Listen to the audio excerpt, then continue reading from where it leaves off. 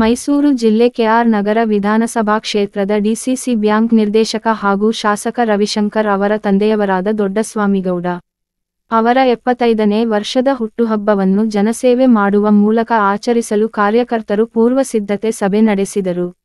ಆರೋಗ್ಯ ಶಿಬಿರ, ರಕ್ತದಾನ ಶಿಬಿರ, ಉದ್ಯೋಗ ಮೇಳ ಸೇರಿದಂತೆ ಅನೇಕ ಜನಪರ ಕಾರ್ಯಕ್ರಮಗಳು ಇಂದಿನಿಂದಲೇ ಶುರುವಾಗುತ್ತದೆ ಎಂದು ಬ್ಲಾಕ್ ಕಾಂಗ್ರೆಸ್ ಅಧ್ಯಕ್ಷ ಉದಯ್ ಶಂಕರ್ ತಿಳಿಸಿದರು. ಫ್ಲಕ್ಸ್ ಹಾರಕ್ಕೆ ಹಣ ವ್ಯಯ ಮಾಡಬೇಡಿ, ಅದೇ ಹಣದಲ್ಲಿ ವಿದ್ಯಾರ್ಥಿಗಳಿಗೆ ಬುಕ್ ಪೆನ್ನು ಬೈಂಡ್ಗಳನ್ನು ನೀಡಿ ಎಂದು ದೊಡ್ಡಸ್ವಾಮಿಗೌಡರು ಸೂಚಿಸಿದ್ದಾರೆ ಎಂದು ನಗರ ಅಧ್ಯಕ್ಷ ಪ್ರಭಾಕರ್ ತಿಳಿಸಿದರು.